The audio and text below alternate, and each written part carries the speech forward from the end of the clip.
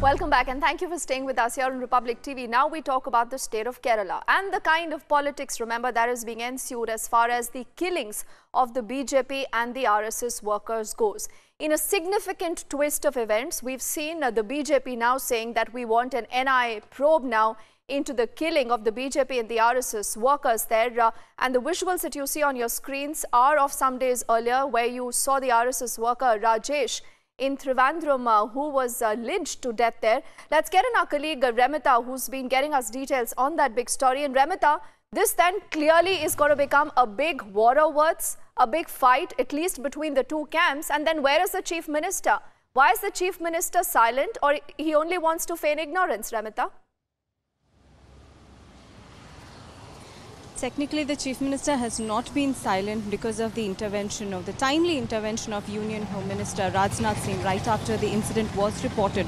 So when Rajesh was hacked to death on the 29th of July, there was a lot of talk of political vendetta being a big part playing in between the BJP, RSS as well as the CPIM political parties, which has a history in Kannur, which is the northern part of Kerala. But in the last couple of years, not even a single case was reported here in the district, and this was in fact the tipping point for both the parties as well as the entire country, which came as a shock because the person was hacked to death. His left arm was chopped off and he was found with more than 40 deep wounds on his body. So clearly, as the CPIM initially, right before the remand report was filed or the FIR came out, they stated that it was a mere personal rivalry between the two, the person who was killed and the person main accused. But later, when the remand report was filed by the Kerala police, they stated that it was not just personal rivalry, but political vendetta played a big hand in this. And that is when the timely intervention of Union Home Minister Rajnath Singh as well as Governor of Kerala,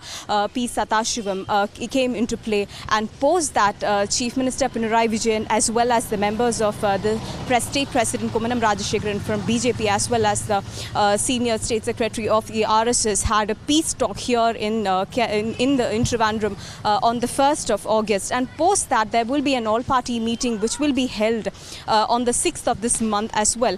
And in the light of this recent event, the BJP delegation does not seem to be very satisfied with the report that was filed by the Kerala police, and hence the Lok Sabha as well as the Rajya Sabha MPs did present a memorandum to the Union Home Ministry on the 1st of August. And based on this memorandum, it clearly states that they prefer the NIA to take up the probe. And also the memorandum asserts that evidences of political murders and the entire investigative reports of the political murders that happened in Kerala in the last couple of years were also submitted to the Union Home Ministry, because they feel that this is more than just political rivalry that is playing, and in fact a terror might also be involved in it, and hence the memorandum was submitted. And based on this, they hope to see perhaps an expedite in the entire series of events that have been reported here in Kerala.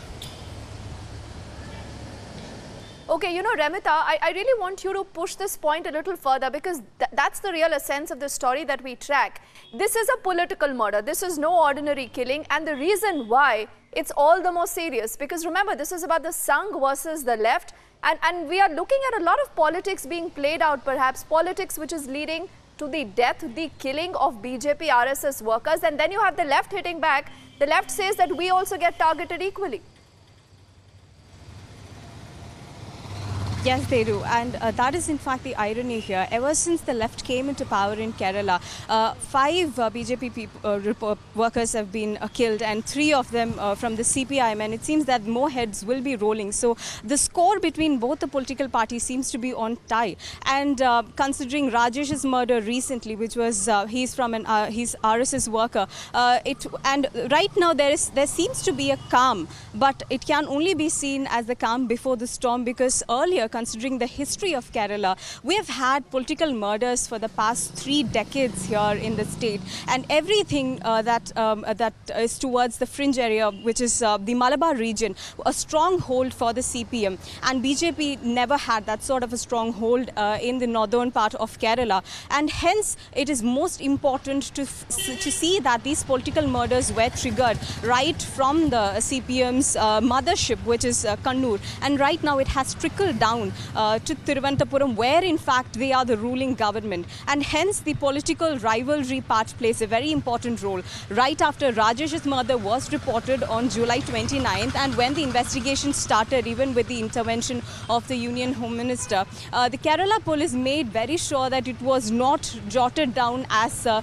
personal rivalry, in spite of both the people, both the accused as well as the victim, had a personal rivalry between them, and 2 separate cases were charged against them on this rivalry. And the CPM State Secretary Kodiyeri Balakrishnan, while addressing the media, also asserted this very same point, stating that the person who killed Rajesh was in fact was not a part of a member of the CPIM, and that this small case that was registered on these 2 people was the main reason why the killing happened. But take a look at it. 3 people, 3 bikes with 6 people trying to kill a person, chopping his arm off, and having 40 different wound marks on his body can be seen nothing less than a political conspiracy and a rivalry. And right now, if Chief Minister Pinarayi Vijayan and State Secretary Kodiyeri Balakrishnan prefer to shy away from the entire series of episodes, calling it to be mere personal rivalry between 2 people, I don't think the BJP... Mr. K. Rajshekharan, the BJP leader from the state of Kerala, also with us on the phone line. Now, Mr. Rajshekharan, what is happening? You have the NI, you want the NI now to be looking at these political killings. You believe that these are political killings. But is this plain simple politics? Because the left says that even, our workers, our netas have been targeted by the RSS and the BJP. So it is a political matter, very clear that the FIR was a political matter. So there were clashes and tension were there. The BJP activity started there. So it was a scheduled caste colony there. It was controlled by the CPM. So when the BJP activity started there, the clashes started, and also the tension prevailed there. So after this, all these things, last election, where the BJP has got a solid vote there from that area. So from that date onwards, the clashes and tension started. So it is behind this political rivalry. The murder was a political one. So the FIR clearly that the murder was... Who's responsible for this? Mr. Rajshekharan, who's responsible for this? Well, CPM is responsible for all this criminal activities there. Because there are evidences that the CPM people have got much involvement in all these things. The police is not at all inquiring about the conspirators who conspired this criminal activity there.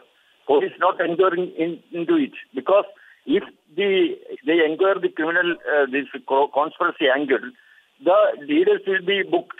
So they prevent that type of inquiry in every murder cases. So then essentially you're saying that why is the Kerala police not probing the conspiracy angle in all these murders? That is your bigger charge here. So if we examine the FIR and also the remand report, can clearly state that these murders are aimed at a political angle. So the involvement of the political party as CPM is there. We can examine clearly. It shows that the involvement of the CPM is very clear. All right, appreciate Mr. Rajshekharan you speaking to us. So the BJP believes that this is political conspiracy and it should be treated like that.